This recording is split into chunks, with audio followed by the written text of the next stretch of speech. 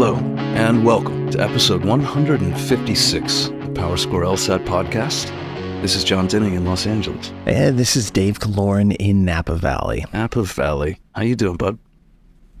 I'm doing great. Yeah? It's been a little bit since we did one of these, but that was caused a little bit by technical difficulties, so I hope we've overcome those. Those specifically were my technical difficulties. I'll take full blame for that. I didn't want to say that, no, but of course it was. Clearly implied it. You wouldn't have brought it up if it was yours. Here we are.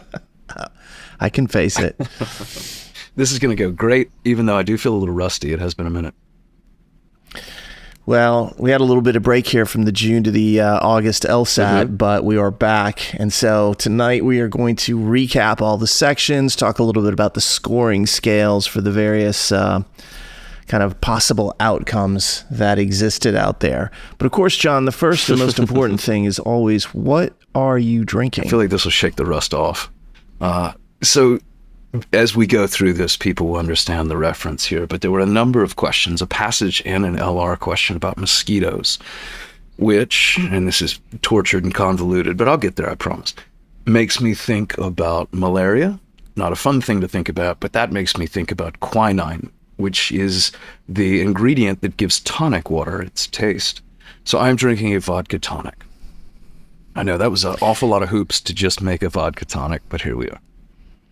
Is that to say that if I have malaria, I should just start drinking tonic? You absolutely should, actually. Yeah, that's why it gained so much popularity. It was found in the 1700s, the 1800s. The British realized it's very bitter, but if you mix it with carbonated water and sugar, it doesn't make for a bad additive, mostly to gin. So it gained its popularity in the 1800s in Britain. Soldiers. All right, so I'm going to take your point. It's not a preventative. In a different direction. It is sort of helpful. Do you know the background of the name of that disease, malaria? Oh boy, no. So they originally thought it was caused by bad air, kind of like swampy, low-lying malaria. And so that's where it actually comes from. They were totally wrong, of course, but that's what they thought originally. I think we should end the episode now.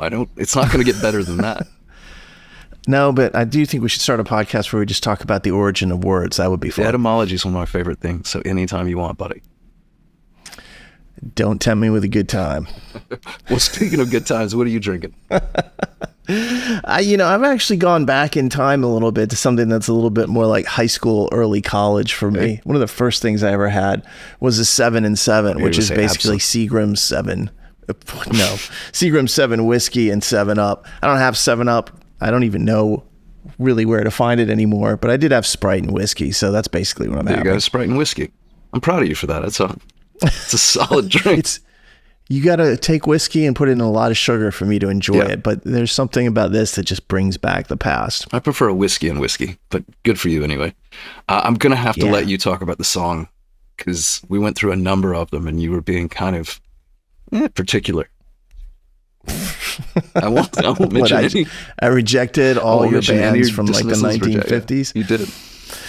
No, you finally suggested, since the LSAT has changed and we're going through this whole process of dealing with something new, we're looking at songs about change. And you finally suggested one I liked, which was Tears for Fears' song Change, which is off their classic first album, The Hurting, which is a very dark and depressing album, but I actually happen to like it quite a bit. Not like the later poppy stuff that they did, but a really good album if you're into that kind of like early pre-synth pop kind of music from the 80s. And the song is fabulous as well. So that's the choice. Yeah. As we'll discuss in just a second, obviously the notion of change plays a central role in the latest test, because this is sort of a new era of sorts. And I think we can probably get into the LSAT world a bit and talk about how this change is affecting things. Let's do it. Cool. So let's talk about a couple of upcoming monumental dates, or at least, moments on the calendar that might be of some significance. And the first obviously has to do with this August exam that just wrapped up, or at least the main testing days. There's a makeup test next week, which we'll probably also touch on at some point. The test dates were Wednesday, the 7th through Saturday, the 10th, which is why we're now cleared to talk about the exam. Your score release. Your scores will come out if you have done a completed and improved writing sample on Wednesday, August 28th at 9 a.m. Eastern Time. So for those of you who are just testing, and probably the reason you're listening to this, you got a couple of weeks ahead of you to wait. I know that sucks, but on the 28th, you will get your scores. September is the next test. In fact, we've got a 4-month consecutive streak here ahead of us. September's coming up. The registration deadline for that has unfortunately also passed. It was back towards the end of July, but those test dates are September 4th through the 7th, so the very first week. It goes Labor Day right into a test, basically. And those scores will come out on Wednesday, September 25th, same deal, 9 a.m. Eastern Time. What's more interesting to me is the October LSAT. Reason being is that one's still available to sign up for. The clock's ticking a bit. You have to sign up by end of day Eastern, August 22nd, but you can at least still get registered for it if you think you need to take that test. And LSAT just did a somewhat charitable thing, which is they extended the refund deadline for October to August 29th. What that means is if you took this August test, you'll get your scores back on the 28th, and then you can actually make a decision about whether you still need to take October or not. If not, you'll have a full day plus to get your money back for it.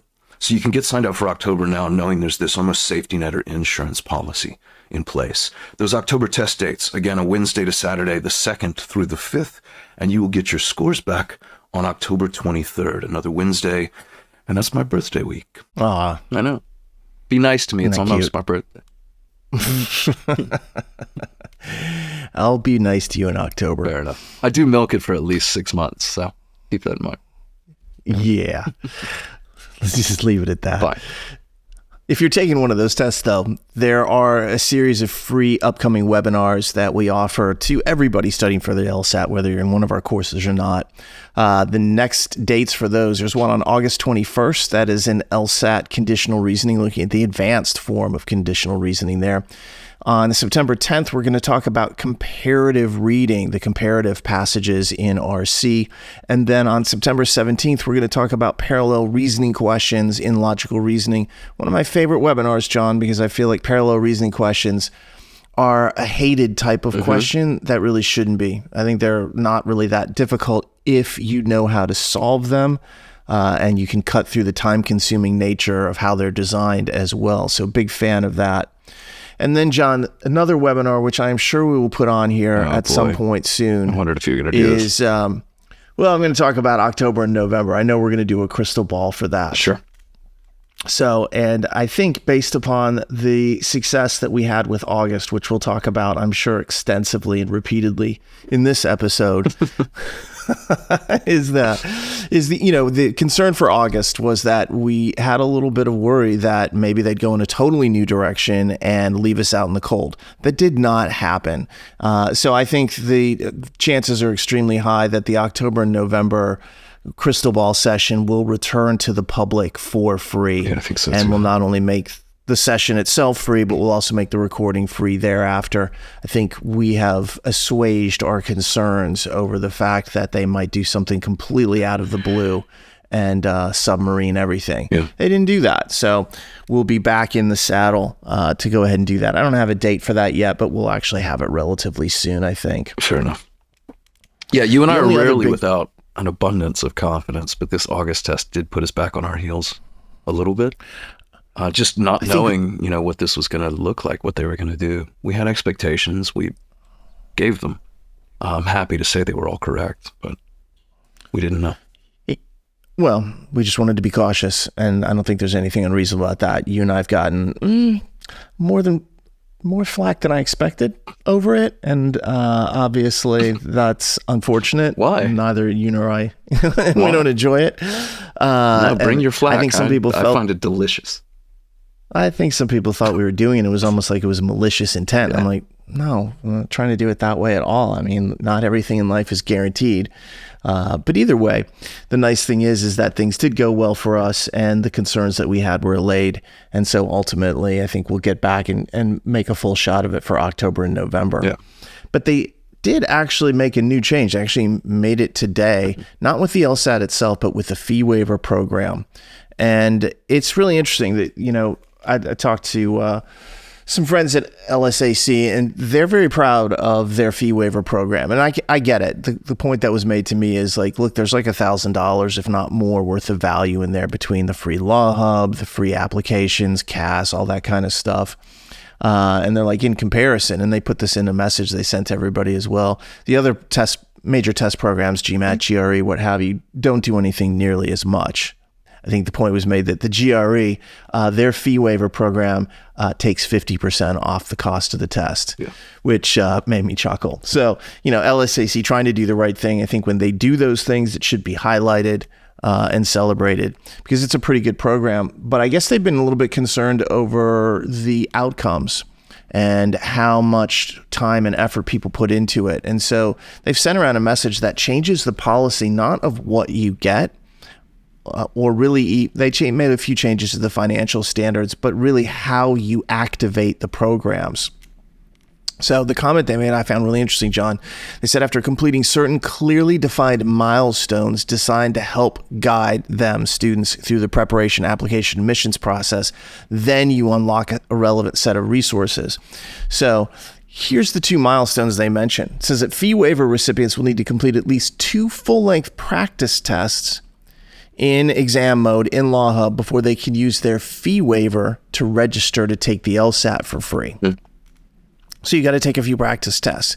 And the comment, of course, and we've seen this before in test preparation, which is that when somebody's invested in the process and they go out and do tests, they tend to do better. If somebody gets something for free, like their parents buy it for them, or they received a free gift course, oftentimes the engagement's less, the outcome is less. They're just not as invested as if it is important. And that's not universal, but that's been a pattern we've seen. So I'm not exactly surprised to see this. The other is that the fee waiver recipients will be required to complete a short interactive Law Hub course on how to apply to law school before they can use their fee waiver to purchase the CAS or credential assembly service. Literally like, hey, we want to tell you about the process, not just give you immediate access. Yeah. So I don't consider these really big barriers, but I consider them to be little hurdles that they want you to jump to prove speed bumps. That, well, yeah, you are invested in the process and you are taking it seriously. I don't think that's a bad thing. I think there's counter arguments to it, but I don't think they're incredibly strong. So just kind of an interesting change they put out today. And right after August, it's almost like, hey, you guys weren't busy enough. Let's make you a little busier today. Work for it. If there's a part of me that just hates the sort of patronizing bit of this, but that's just me. I think in the long term, this is probably going to work out well for people because it is going to force them to go in there and engage a bit more. And that's all LSAC wants. It's well-intentioned. It's a little, I don't know, it's a little annoying. Hey, anything that stops people from taking the LSAT cold just by walking in doing a test, I'm actually all for. Same. Very fair. That is the biggest waste of time that anyone can have. There's many examples out there, full exams that you can take that replicate the experience. Don't go waste one of your, limited number of test options by walking in cold just because you have a fee waiver to be like, I wanted to see what it was like. I hate that attitude. So I'm actually not really complaining about this at all. Yeah. As someone whose first ever LSAT was cold, the first time I saw an LSAT question was a real thing. Don't do it. Don't do it. Yeah. Let's learn from John and do that might be the first time you've like ever uttered that sentence, but I appreciate you for saying it. Because you're a bad example, and so now we're avoiding your bad example. There you go. I can speak to it. You're giving me bad examples, and I can keep saying we can learn from John here. Can we please move on? Yes, we can. Let's get into that August 2024 LSAT. Sure. And let's break it down. We know that it was 4 days. It was Wednesday through Saturday, which is what most LSATs are. Not all of the upcoming LSATs are built on the Wednesday through Saturday schedule, but this one was. And I thought that the pattern of test taking each day was incredibly odd. Wednesday, the very first day of the test, was the largest of the 4 days by almost 1,000 people. Like it was around 6,200 test takers. And I found that to be a little bit odd. I was like, Wednesday, that's crazy. Thursday was 5,100. And then Friday was 4,800. It was the smallest of the 3 days.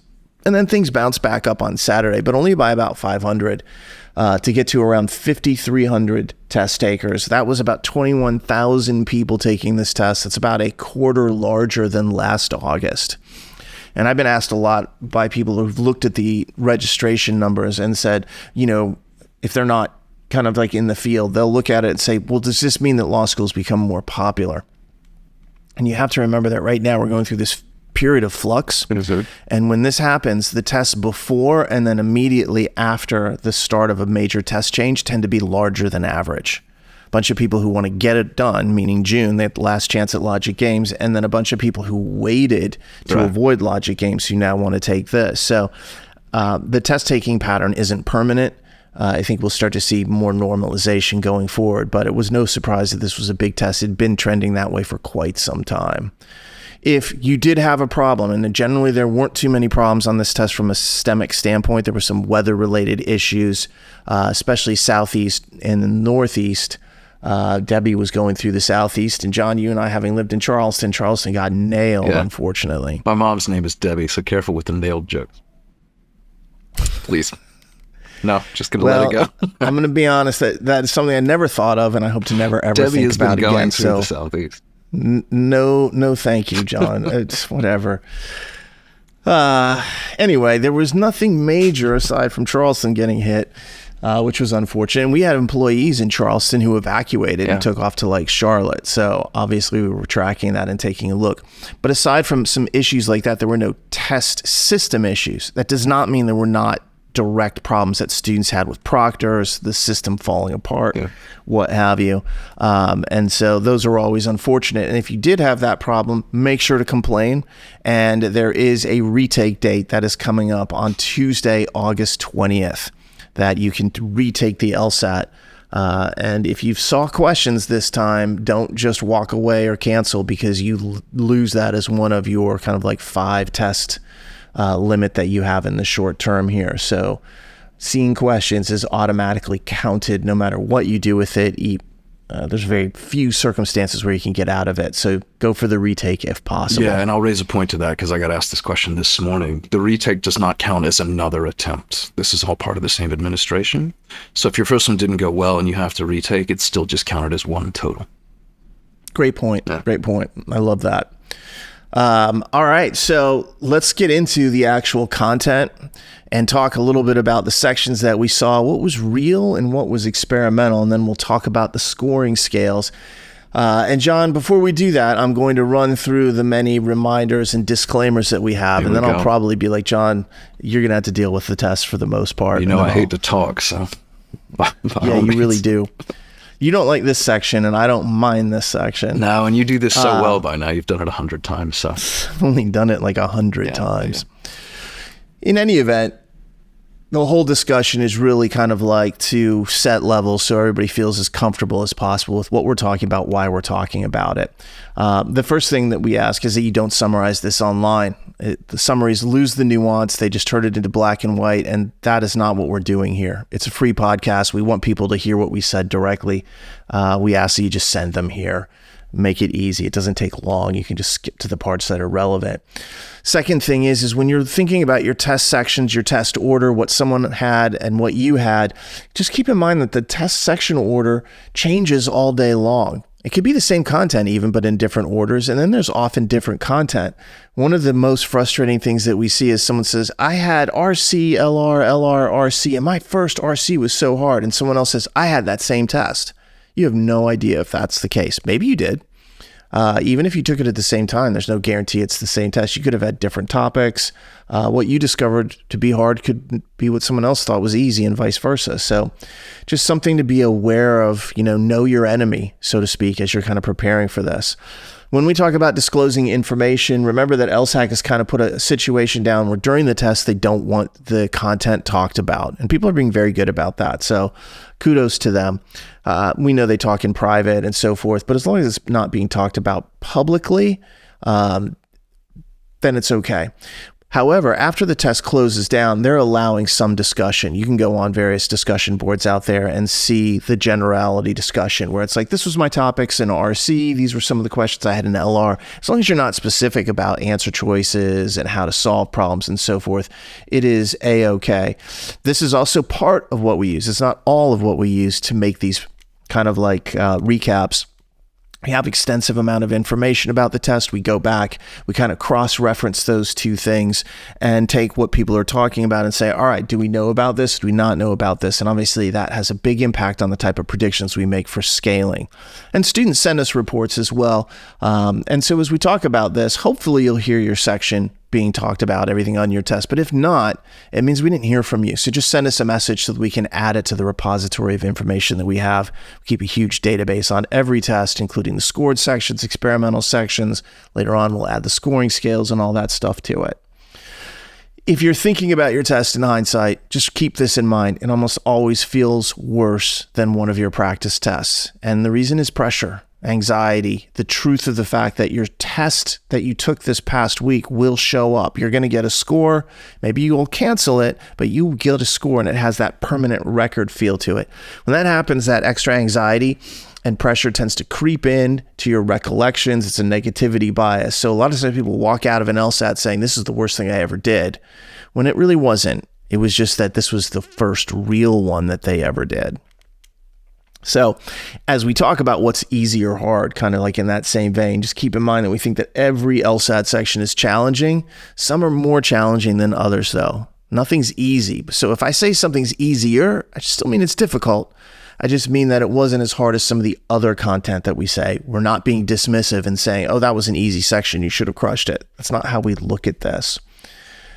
You will see the test makers kind of try to confuse people by actively using the same topics in different sections. Like you might have had mosquitoes in one LR section and then it might have shown up in a different one. And you're like talking to someone, you're like, oh, I had the mosquito question. Like, I had the mosquito question too. It doesn't mean you had the same section. You got to have more points of kind of like concurrence for that to be the case. This time it was Pluto, for what that's worth. Yeah, There you go. You got lots of different options. We can go back in Nigeria, there's certain dinosaur questions and so forth. So also a lot of what we talk about is that if we've seen a section in the past that has been scored, we assume that it is scored again when it is used. There are a few exceptions to that. They are more one-offs than anything, and those exceptions haven't proven to disprove the rule. So typically if something was scored before, if there's a problem with it in the future, it's because it was some kind of like replacement test, hurricane test, that kind of thing. So usually if it was scored in the past, it will be scored again in the future.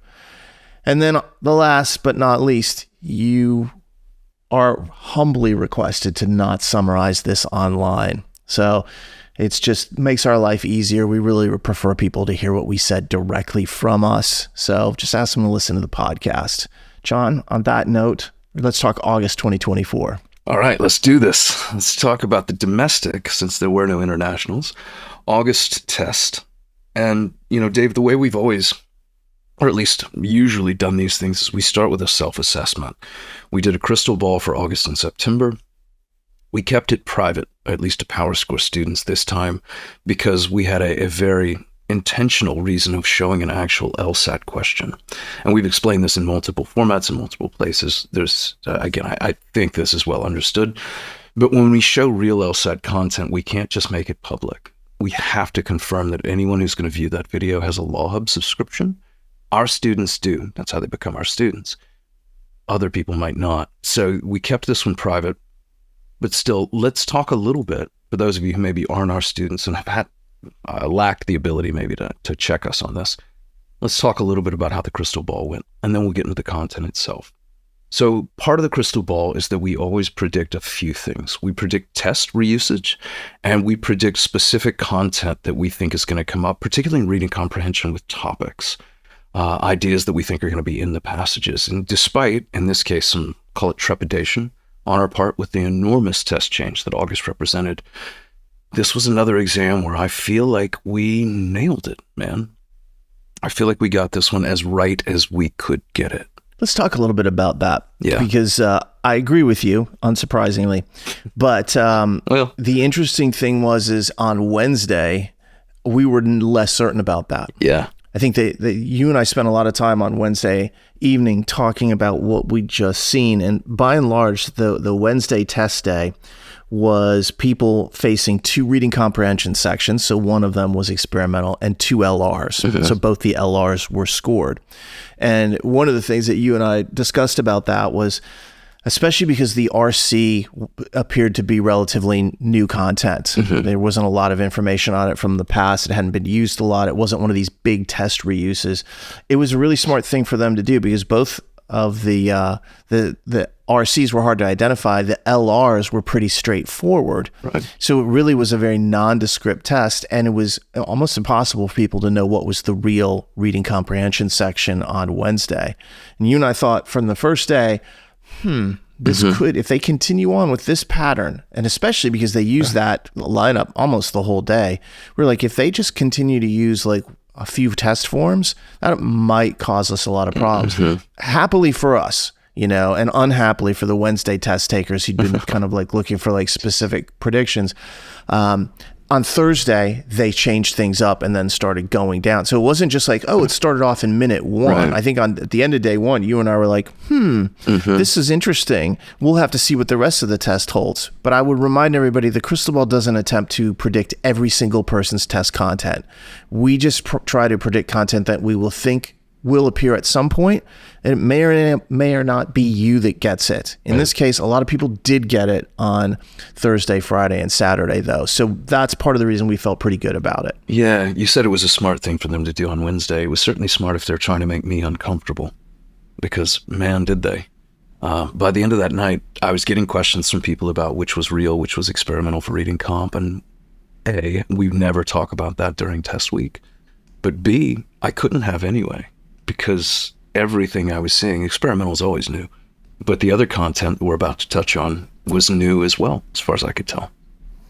So I think you and I had a suspicion, but I had a suspicion. I might even touch on why that suspicion was my suspicion, but I wouldn't have felt comfortable enough saying what we're about to, which is now we know. On Wednesday, a lot was uncertain. Reading comp was uncertain. LR actually was a lot clearer because everybody seemed to have 2 real sections of logical reasoning. But I will say this too, even Wednesday, Dave, I knew that one of those logical reasoning sections wasn't just from a test that we predicted, it was an actual logical reasoning section specifically that we predicted, as we'll get into in just a second, from January 21. So even Wednesday, I was starting to see like there's hope here. LR is from a reused section. This isn't all brand new. So maybe we're okay. And then by Thursday morning, certainly Thursday afternoon, I was like, we're not just okay, we're in very, very good shape. And our students in particular who had access, they're seeing the things that we said specifically would appear. The big hitter pieces came into play on Thursday. Yeah, which we'll touch on. And of course, I know that this was helpful for a number of reasons, largely just because our students were gracious enough to say so. I got, hundreds of messages over the past several days about like, to me, I see the value of this in 3 ways, if you'll indulge me for just a second. One, yeah, buckle up, Dave. Anytime I'm like, indulge me, he's like, oh, no. One is if you see the content that we said we expect to see, like reading comprehension topics, Lillian Hellman and melodrama or Cascadia earthquakes or whatever, you know a few things. You know, for one, that is a scored section.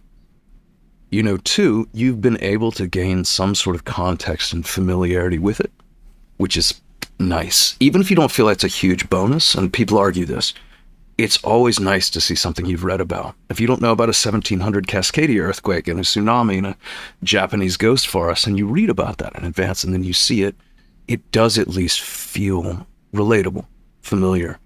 And 3, and I'd say maybe most importantly of this, if we have predictions about content, we form the problem sets that we recommend that people do based on that. And I'll touch on that as well as we go through the real topics here, because there were reading comp passages that I specifically chose to include and tell people to read that were direct hits on topics that came up through real sections this week. My favorite example of this came back in June with a logic game. And this is yours, by the way. You anticipated a logic game that you thought was going to appear in June. And it did. And it has got a virtual twin, certainly a sibling. That's one of the hardest games in recent memory that you told people to go do. And there it was. It's, again, sort of sibling version. Remarkable. You know which one I'm talking about, of course. Yeah. Yeah, similar enough. I know exactly what you're talking about. Yeah. So the ability for us to anticipate content and topics and concepts even allows us to create those problem sets with a great degree of specificity and relevance. And I think we did that here. So again, a three value system of sorts, but I'm glad to see that we haven't lost the thread. We haven't missed the mark quite yet, which is why we're going to continue to do crystal balls. Yeah, at least for the short term, until we start missing, we'll keep on doing them. I think, as we said, we thought that the new format was a big opportunity for LSAC to be like, we're going to put the crystal ball to bed. Yeah. They didn't. In fact, they played right into exactly what we thought they would.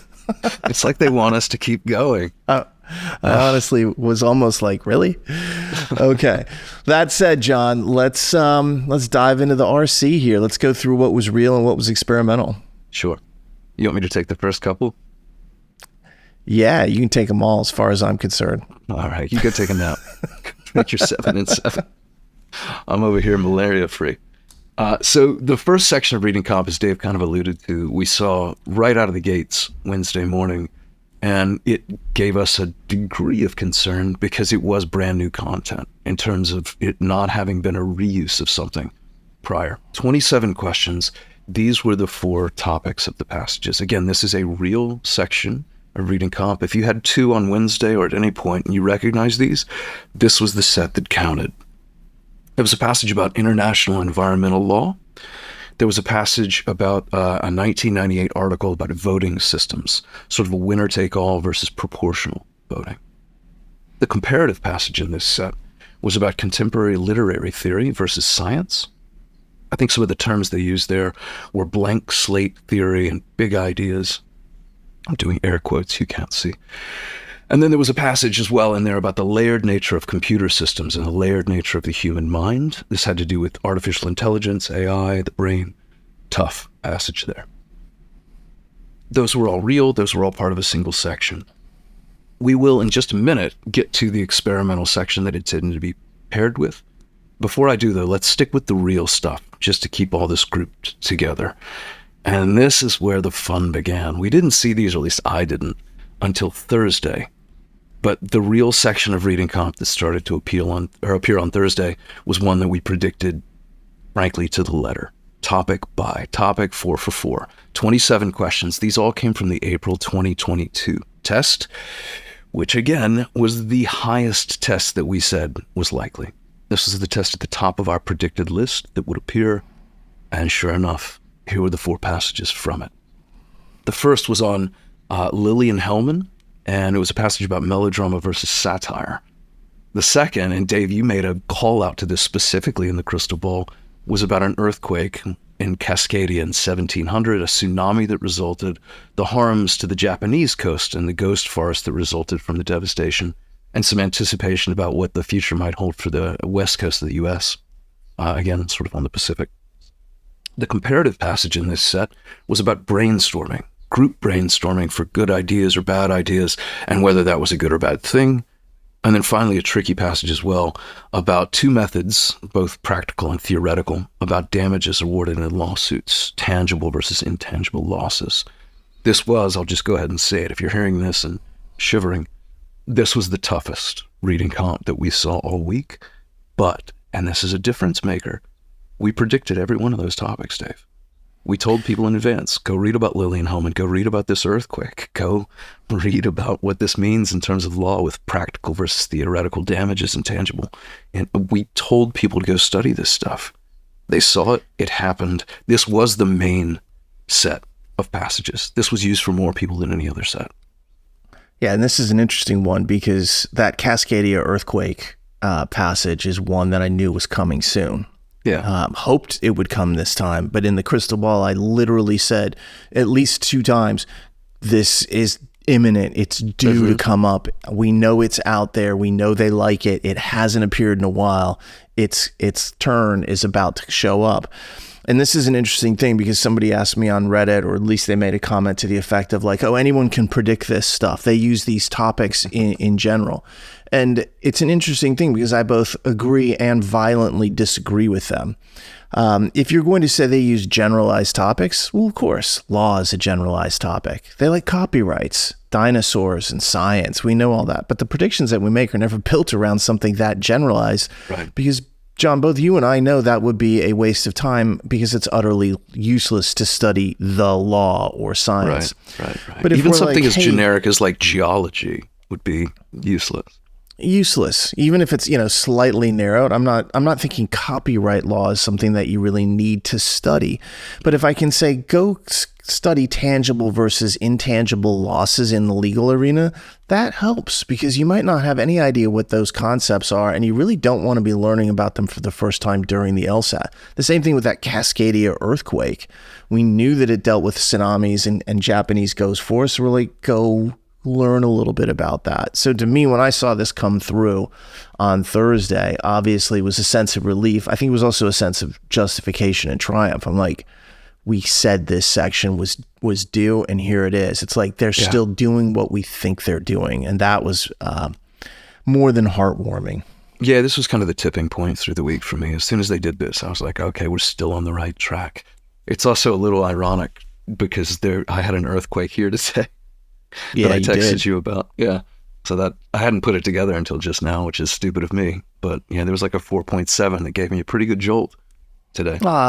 Little guy. Yeah, just a little one, just a little wiggle. Since I have lived in LA for bigger earthquakes, I can make fun of you a little bit. But I hope nobody was hurt down there. No. Earthquakes are no fun, I will say that much. This was just a shudder, nothing. So those passages were real. Those passages we predicted 4 for 4, and the test itself, and we'll come back to this test when we look at logical reasoning. So we're not quite done with April 2022, but let's keep going. Let's talk about the other and the final third real section of reading comprehension that we saw this week, which was remarkably another one that we predicted. The most recent use of this set of content was from February 2023, but interestingly, this had come up a few times prior. The first usage that I'm aware of was in January 2021. It came up again in June of 2022. And then, as I say, most recently, Feb 2023, which was one of the tests that we also said we expected to see. Here it is, 27 questions. These were real. There was a passage about the Big Bang Theory, the ever-expanding universe. This featured Neil deGrasse Tyson, the author, the physicist. There was, and I know you're going to love this one the most, probably of all week, Dave. There was a passage about Kafka, your boy. And novels, and criticism, critique of Kafka novels. Big fan of Kafka. I know you are. That was the comparative passage. There was a passage in there about law and legal environmental policy, specifically evasion statutes regarding dumping pollutants into water sources, industrial dumping. And then finally, a passage about diplomacy and diplomats and their responsibilities in foreign relations as they perform their duties at the UN. Those were real as well. And that actually wraps up 3 real sections of reading comp. 1 that was brand new, which couldn't be predicted.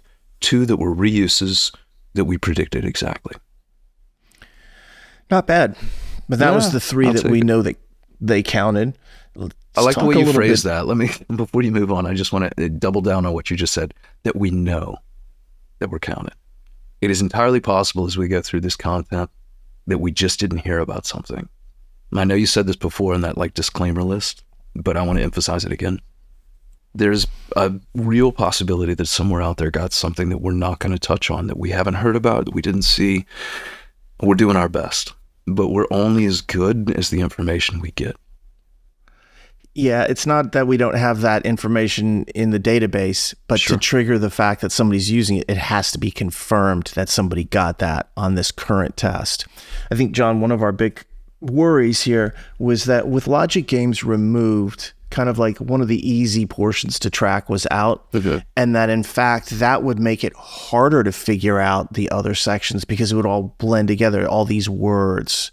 And I think our fear was less in RC and much more in LR. We feel pretty good about what we were able to do, but we also are being realists about this. It is possible someone comes back and says, no, I had a section in here that definitely wasn't talked about. my first reaction to that won't be like, oh, tell me all about it. I will be like, let's go through it, because sometimes people forget that they've heard things, or what they remember is different than how we described it. But I would walk through them and say, let's get all that information so we can see, because then we add it to the fact of, hey, that appeared here in August 2024. That helps us in the future when we're doing this. Yeah, we can still help clarify at this point, even if we're not getting ahead of it here. I'll make one other thing about sort of fringe or outlier scenarios, which is it's entirely possible, because they've done this in the past for certain scenarios, certain people, that 2 of the sections you just heard were your 2, that they used one of those as an experimental grouped with a real one. I don't think that's common. In fact, I know it's not, but it is possible. If you're hearing that, you're like, I had 2 of those. Get in touch with us. We can help you figure it out from there best we can. Yeah, and I think you say that because one person is claiming there's that literally one example that I know of where it might be the case. Which sounds wild, where it's like, wait a second, too real. They wouldn't both get scored. Like I've said, they've done this before. Usually it's been an accident. Like they re-administered a test for hurricane test takers, and they actually, this was years ago, included a section in there that had already been released. And it was like, whoops, they didn't realize that it was in there. So mistakes do happen. I'd be really interested in hearing if there was anyone else out there that had that. That doesn't change the fact that if you had this and then one of the experimentals, this is going to be the scored section. So let's go through the experimental sections. Cool. I'll do it. The first experimental that we saw, and this was grouped primarily on Wednesday, with that one about international environmental law, winner-take-all versus proportional voting, literary theory and science and all that stuff, AI with computers. 27 questions again. They're all 27 questions, but we saw this on Wednesday primarily. Again, experimental. The first passage was on parthenogenesis into California condors. I'd love to read that passage. Diogenes' account of Pyrrho, of Elis going to India. This is all about Greek philosophers. That was the comparative passage. There was a 1990 article about the popularity of mainstream television programs. That's actually the one, Dave, that made me suspect this was going to be experimental. Yeah. And then the economic theory of punishment. Explain your thinking on that third passage being there's been a strange... I will, gladly. Glad you asked. Thank you. Ask me more things. There's been a strange tendency... Can I ask you to be quiet? That's good luck. That chance. There's been a strange tendency in LSAT experimental passages in recent years where they seem to be leaning in almost into like pop culture, or at least topical, somewhat recent topical things. So they did a passage about the Golden Girls television program, for instance. They did a passage about Twilight, those terrible books and novels, and vampires. They seem to have some sort of desire to get current. And anytime I hear about a passage topic, then I'm like, why are they talking about mainstream TV programs from the 90s? It just rings that same bell. It triggers that same instinct in me to think this is something they're playing with, but aren't scoring yet, basically. So they've that been was playing around with it. Yeah, it's. I don't think parthenogenesis and condors is necessarily indicative. But no, that one about mainstream TV, I was like, that's just a little too hip. Well, it's very much in the vein of recent experimental topics. And so it feels like, hey, this is a pot of ideas that they're testing, which may see the light of day as scored sections, which may not. I don't know. We don't try to predict the usage of experimental sections or the next usage of it. We just track it so that if it does appear as scored, we can figure out a little more about what's going on with it. But I think your reasoning there for now is sound. We come back in 3 years, it may not be sound. We may see a whole lot of this. What's funny to me is they're trying to get more current by doing what? Focusing on a 1990 That's article. how current they are. Golden Girls. That show, I mean, I think everybody who was on that show is dead.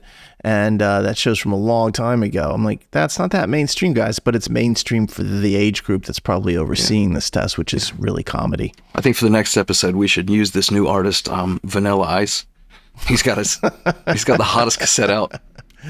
There's this new band I heard called Led Zeppelin that I think is pretty good. That's kind of how it feels.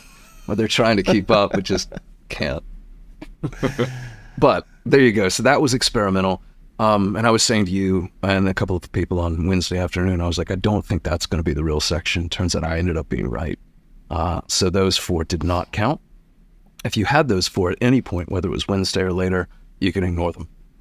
There was another set of experimental passages floating around. We didn't see these kicking in until Thursday and Friday and Saturday too. So let me run through those as well. And the first passage of the 27 questions here, the first passage is what inspired my cocktail today. It was about mosquitoes and the study of whether they hibernate or what happens to them as their temperature, hibernation lives, environmental temperature changes. It was a passage about war. I heard this called warfare by a lot of people, so maybe that helps you remember, and how it made countries and even elites in those countries rich, since essentially land is equivalent to energy and thus wealth. And then the Industrial Revolution happened and kind of moderated things. The comparative passage in this set was about, here we go, this will relate, worker boredom, and how making games of work, the gamification of your job, helps to alleviate boredom. Again, that was comparative. And then the passage about international trade law and that it hasn't worked, mostly because it's been unenforceable. But the WTO, the World Trade Organization, has a mechanism, DSB, that helps to enforce trade law. Nice. Yeah. Gamification feels like an idea that was really hip like 10 years ago. Same thing. I was thinking the exact same thing. Yeah. Kind of like, hey, modern thinking is what we're doing. And obviously some of the principles of gamification are everywhere and are interesting. But that whole movement really had a moment. It's kind of cooled off a little bit since then. Yeah. I can't wait for September. They're going to have a passage on AOL Instant Messenger or something. Oh, that's sad. Don't talk about AOL. You remember how many CDs they used to send out in the mail? And I was always like, how are they not losing millions? Oh, wait, they were. Oh, wait. Anyway. Yeah, but that's about how current some of this stuff feels. But that does oftentimes kind of trigger in us a sense of like, that's going to definitely be experimental. And it turns out those were experimental. So there you go. Yeah, and we're not saying, we feel like they're experimental. We were able to prove conclusively later on that they were. Yeah. So it's, that was the feeling we had up front before we had absolute confirmation, but we did get the confirmation. And if we hadn't, we would say so. We're like, we're really not sure about this section, but we feel very comfortable that those three were real and these last two were experimental. So let's move on to logical reasoning then, John, of which there were, interestingly enough, 4 scored sections that we saw throughout the testing period. As usual, we're not going to talk about the experimental sections. Really tough to track them. I think we actually have a lot of information on the experimental sections, but what we found in the past was every single time we tried to talk about both real and experimental LR, it became like this really a quagmire of confusing information. And we really don't want to have that be the case. We're going to focus on what we know to be real. Is that fair? Yeah, totally. You said we have 4. We have at least 4. These 4 we can confirm. Again, if there's more out there that we haven't caught, that's entirely possible. I don't think so. I haven't seen anything to indicate, nothing suspicious, but just know that these are the 4 we can say for sure. Yeah, and it's interesting because I hear you hedging a lot about, well, that's what we heard about. And that's only fair. This is, again, still this first test in this new world. We're trying to be very careful about it. Yeah. I would think that we could safely say that these 4 LR and the 3 scored RC that we saw would cover the majority of test takers. What you and I are mostly worried about is outlier scenarios where they only administered a certain test form to a few people who maybe aren't even online all that much. They don't even realize that people share this type of information or that it can be used to advantage people in the future or even themselves. So, John, I'll go through a few of these. If you feel like you want to pitch in the middle or not, you don't have to. Let's start with something we saw on Wednesday. 25 questions. The first question was actually about municipalities offering free mutual aid. Another question about shale in the British Isles. Another question about the fairness in voting for Athlete of the Year. One about salmonella in eggs. Question about remote control design, having too many buttons, which is definitely something that I've seen in remote controls. Do I need 100 buttons? No, I need about 7. One about mathematically gifted students in advanced calculus classes. And then question number 25 in that section was about tree growth in the Amazon forest.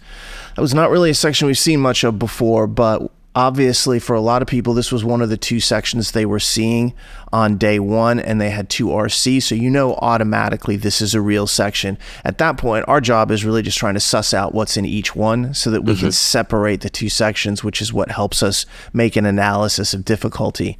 Yeah. You didn't really hear a whole lot of conversation about like, oh, this is super easy or super hard, which John, you and I talked about, I felt was by design. I think they wanted to create a middle of the road test to start out on Wednesday and have these two RC that would be hard to figure out. Number one, so that it would be, not obvious what the experimental section was for future test takers. And number two, I felt like they went middle of the road on this because that way the response that people would give after the test would not be like, it was horrible. Yeah. They would be like, yeah, it was a typical LSAT.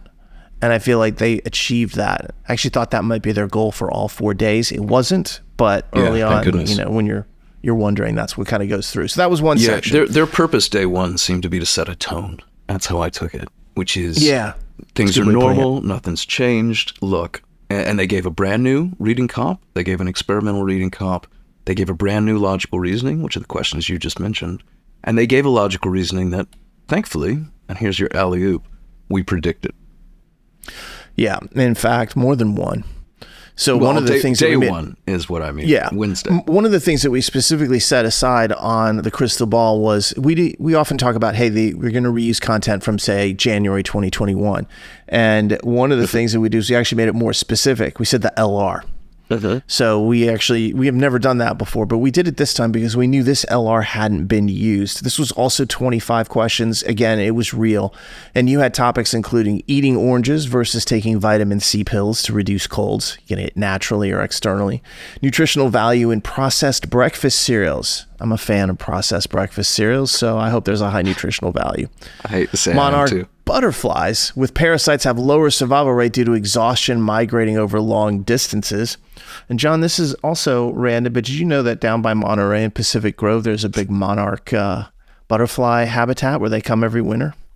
I think I did actually know that. It's pretty cool. You're teaching me a lot tonight, though. I learned about malaria. I know, I'm all over it. You can go down there, and during the right months of the year, you can visit the habitat where they come and they migrate, and there will be thousands of them. Less than there were in the past. But anyway, monarch butterflies. Another question on owls and falcons in forest and the construction of a warehouse. And John, here's one more thing for you. We have a birdhouse behind our house, and there is 2 owls living in it right now. Really? Yep. Oh, they're delicious. Cool. Lucky you. Their heads are spin around. Articulated. Yeah, I won't eat that. We also got a bunch of quails here, and I do hear that they are delicious, but I won't be eating them. Actually count. Yeah, don't kill the owls. Owls and falcons are cool. Flea-like parasites on dinosaurs. There's one of your common topics for the LSAT. Bias among judges when sentencing government employees. Supermarket layouts encourage the sale of non-nutritious foods over the nutritious ones in the produce department, which is why there's a bunch of candy by the register when you leave. Melanosomes in dinosaur fossils and whether they suggest dino feathers and plumage. And then in this kind of like section of big words, the psychrophiles, which is bacteria that grow in freezing temps but not at room temps in the Arctic soil samples. Those are all from the same scored section. It's funny, those last 2 topics, somebody asked me, they said, are they just starting to use big words now? And I was like, well, this test is actually 3.5 years old. So it wouldn't be now. This is something that's not new. But they're not afraid to scare people off with a little bit of vocabulary. I think this is part of why our reading topic list is so useful, because you can actually go and look things up and learn them before. So the fact that people get a little uncomfortable with new vocabulary, to me, is sort of reminiscent of the idea of like, does it help to be familiar with the reading comp passage? Does it help to know what words mean? Yeah. It does. And the use of these kind of like scientific terms in both LR and RC is nothing new. Go back to like, what is it, June 95, there's a passage, at least it's 95, on Pseudomonas fluorescens. Right. And it's like, ooh, I've never seen that before. It's a big word. They've been doing this forever. And that is to throw some people off who think that the kind of like big idea, big concept is scary just because it has a scary name on it. That's not the case. It's a matter of what they say about it, which is what makes the question easy or hard, or the passage easy or hard. For sure. All right, let's continue on. Here's another real section. This was from April 2022, which was the number one test that we predicted would be reused. And so this was also real.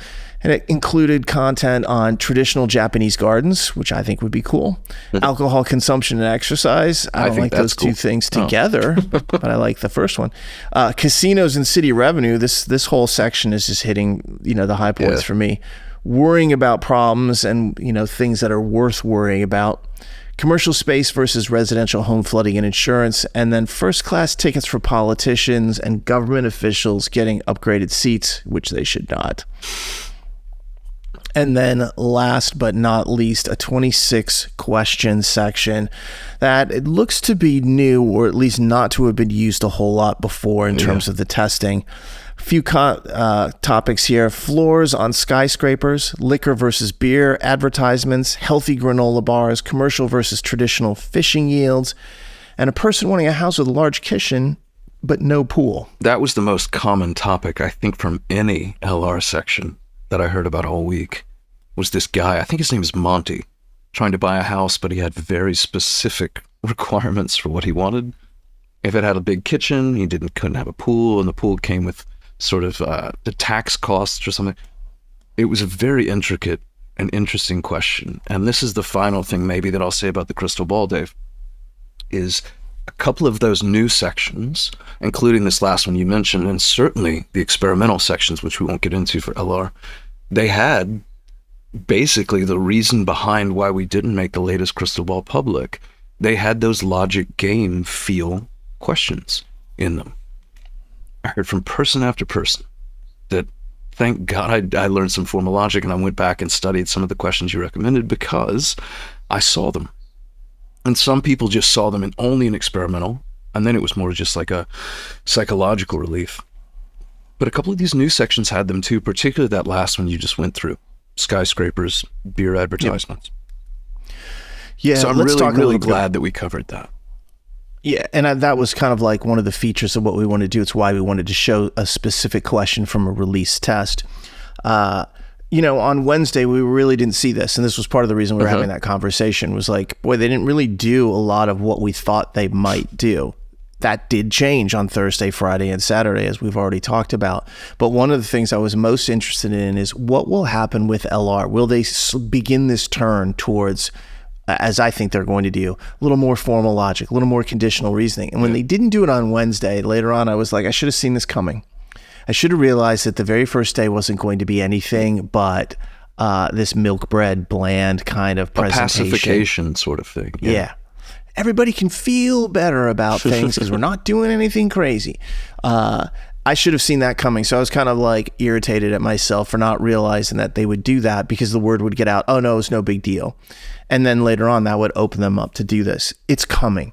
All right. We saw a little bit of it in scored sections here. We've seen it enough in experimental sections that the facts are you're going to need to understand formal logic and some heavily conditional relationships out there to do well. And they're going to use that to replace a little bit of logic games.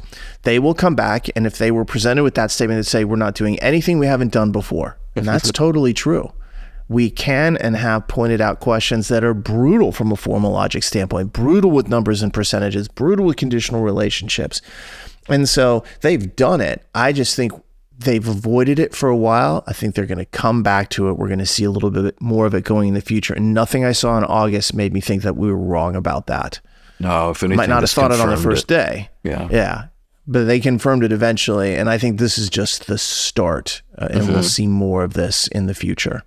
Yeah, which is nothing to, again, for anyone listening to this and it's like, oh no, I'm taking it in September, am I in trouble? No, it's a learnable thing. It's just a concept that needs to change its priority. That's all. Yeah, and I don't think September is, they're going to drop 10 questions on you like that. No, that's not what we're talking about. It will slowly build. When I say it is coming, I don't mean on the next test.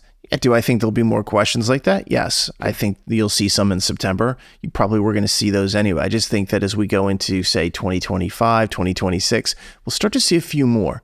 Is it going to be half the test? No, it will never be that much, but more doesn't have to be half. Yeah. Let me make one other point, just because I can feel the wheels turning among listeners right now. which is, does that mean I should take the first day of September because that's going to be the most quote unquote normal day? That's what I would be thinking if I was signed up for September and somewhat clever. So no, I think August was like a proving ground moment. I think August, they needed to kind of set a tone, and they tried to on Wednesday. And then the rest of the week played out exactly how you and I had predicted it would, including some of these formal logic games types questions. I think September, I don't want to say all bets are off. I don't want to make it seem just Wild West, but I think come September, they're going to feel a lot less beholden to trying to make a point or trying to establish a certain tempora kind of thing, patina. Agreed. So yeah, don't pick your September day based on the fact that August went a certain way through the days. September, I think anything goes. Agreed. All righty. That brings us to the very end of the podcast here, where we are going to talk about the scoring matrix and try to give some guidance on what the scoring scale is going to look like. So first off, we're going to use all those real sections that we just talked about. So as you go through this, I'll first go through each of the reading comprehensions and I'll make a prediction for how it affects the scale. So what you want to do is listen for your RC and then say, all right, my scale was affected this way. And then listen for both your LRs and then add that to what you have. And that will get you to what we look at as the number of questions you can miss to get a 170. Now, interestingly, as we go through this, historically, what we've always done and will continue to do is we will start at saying the baseline is that you can miss 7 questions to get a 170. And this is interesting because, John, as we have talked about, we did this in the crystal ball, as a matter of fact, there are more questions on the new LSAT. Yeah, roughly 2.5 on average. Yeah, so there's now more questions. However, when you look at the scoring scales, they didn't really change it. They kind of left it the way that it is. Most scoring scales on the new LSAT, for all the new LSATs that they released, are 8 or 9 that you can miss for a 170. So this is one of those situations where you have a very narrow range of possibilities as you go through this. In certain instances here, as John and I have talked about this and looked at the past data that we have, there have been areas where it's not totally clear. We'll be honest about that. I mean, we can't see the questions. We don't have access to the tests, and so we have to make estimations. So we want to be upfront about that. When we did make those estimations, we are always have been and always will be on this conservative as far as this goes. Easier for us to say it's a tighter scale because that leads to better outcomes afterwards than to give someone the idea of, hey, it's a really loose test and then to discover that it wasn't. That would lead to a lower score than expected. So keep that in mind. But as you hear these numbers like -7, -8, ultimately what we're talking about is the number of questions that you can miss to get a 170. So let's go through this. Let's start with the 3 RC passages. Everybody's baselined at 7. Let's go with that first one, which was the International Environmental Law, Voting Systems, Contemporary Literary Theory, and Computer Systems, Brain kind of AI. Mm-hmm. We really felt this was a reasonable middle-of-the-road section. It wasn't bad. We're going to say that it does not affect the scoring scale. It keeps everybody at 7 who had that. Let's go to the one from April 22, which is about the Lillian Hellman melodrama, the Cascadia earthquake, brainstorming and awarding damages. We've covered this one before in the past. Every single time we've covered it, we've come to the same conclusion, which is that it would loosen the scale from 7 to 8. So it adds 1. And then if you had that last passage that we saw as real, which was about the Big Bang, Kafka, legal environmental policy, and diplomats at the UN, maybe this isn't as tough as the Cascadia one, but we still think it moves the scale by 1. And this is also a passage set that we've talked about before, and we always come to the same conclusion. So at this point, everybody would be 7 or 8. Yeah. I want to circle back to something you said. I can't let this go. They added between 2 and 3 questions to the number of raw score possibilities here when they dropped games and added an extra LR. And they didn't move the scale one bit. Well, they moved the scale from an average of 8.3 that you could miss to 8.34 that you could miss to get a 170. That is gruesome.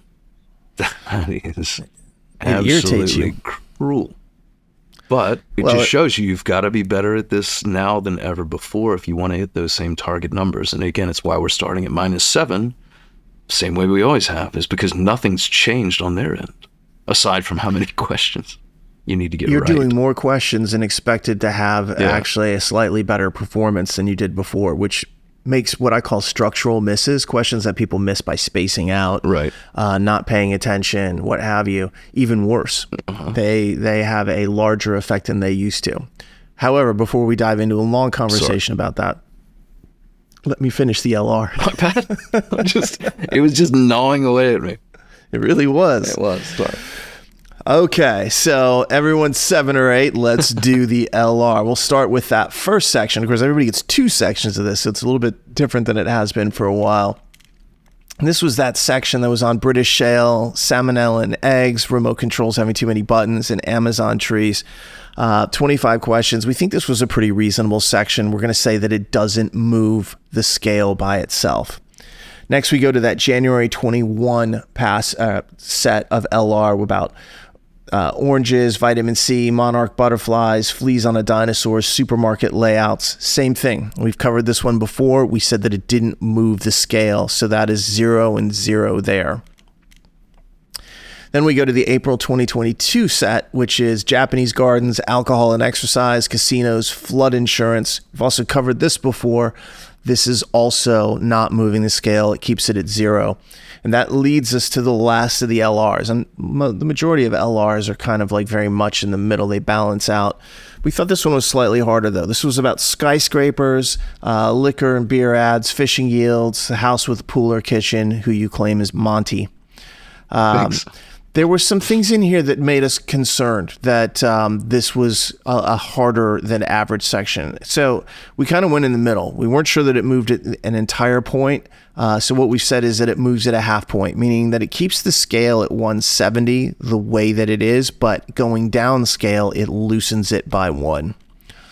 And it's also 26 questions on that last one. So you get that extra penalty of another question that concerned us overall. So we didn't want to just say, oh, it's 0, because that's not really how we felt about it. We weren't sure that it was 1. So when we were down between 1 and a half, we said, let's go with a half. That's the safest thing that we can say here. So ultimately, you take one of the RCs, 2 of the LRs, add that all up, append it to 7, and that takes you to where you might actually be ultimately. A lot of people in here are going to be 7 or 8 though as their baseline or a half scale increment on those. And John, we'll find out, at least relatively speaking. We won't see the actual scales, but we will see scores coming out on Wednesday, August 28th at 9 a.m. Eastern. Now it's always Wednesday and it's always around 9 a.m. Eastern. Yeah, they're steady with that at least. It's the most predictable thing. I think most people are going to be at a -8 here. All right. Any final comments that you want to make? How much time do you have? There's always final comments. Not enough. I will say this. I'm pleased by almost everything as to how this went. I thought it was a very fair set of sections that they used. The new stuff didn't seem to be abnormal. The repeat stuff was not just predictable, but predicted, which I thought was great. I know that we kept the crystal ball private to our own students this time, and so they had a particular advantage in this case. That's going to be true for September as well. So, lucky them. I've heard from enough of them to know that it actually did make a difference. That made me feel good. We'll see what happens in September, but so far, Dave, I would say that we're not just off to a good start. We're basically staying, consecutive. We're still on a plane, and it's a high plane. Yeah, and for October and November, I think we'll go back to the public. So if you're watching our webinars page, it'll get posted eventually. I'll post it on Twitter. Maybe you'll post it on Reddit, what have you. So we'll make it public. But I have to agree with you. I felt pretty good about it. Felt like as all the worries that we had kind of melted away the longer that test went on. Yeah. And I was like, okay, this is not looking any different. And there's a really good lesson inside of that, which is that the test makers, I think, tried to keep it similar to what people had seen before. They were reusing content that people could say, hey, they didn't change something up on us. Did they use some new content? Yeah, they always do. But I feel like it was a concerted effort by them to hit the right pitch of this is just another LSAT. And you and I have complained elsewhere about the loss of logic games and how that affects the scoring and test integrity. But at least as far as the test takers for August, what you wanted to see was sections that had been vetted by thousands, tens of thousands of people before. And that's what you got by and large. So I think it's a pretty good overall set of content they use. Yeah, if this is a barometer, a litmus test, a bellwether, whatever, of what we're going to see in September, I think anyone signed up for September should be feeling very confident in not only what we've predicted, but how they're preparing, because it's business as usual. Yeah, and I would expect that to continue. I don't think we're going to see radical changes on any of the 4 fall tests here. So September, October, November, I think we'll all be in this similar vein. Obviously, we'll be here to play it out, try to predict it, and then recap it each time. So, I completely disagree. So tune in to the crystal ball for October and November, where we enlighten you onto the brand new... No? I'm not selling it. No. I couldn't do it. What? I couldn't do it. What are you doing? I don't know. On that weird note, if you get a chance, please subscribe to this podcast on iTunes, Spotify, YouTube, or anywhere else that you may find it. If you've enjoyed it, please leave us a comment and rating as well. If you have any questions, please send those to lsatpodcast@powerscore.com. Now that we got John's technical problem fixed, we'll probably increase the frequency of these. So especially if you have admissions questions, send those to us. We're definitely looking to talk about admissions relatively soon. But I hope this has been helpful. We hope that you went out and crushed the LSAT and feel great about it. We'll find out in a couple of weeks. In the meantime, stay safe out there. Enjoy things. Thanks.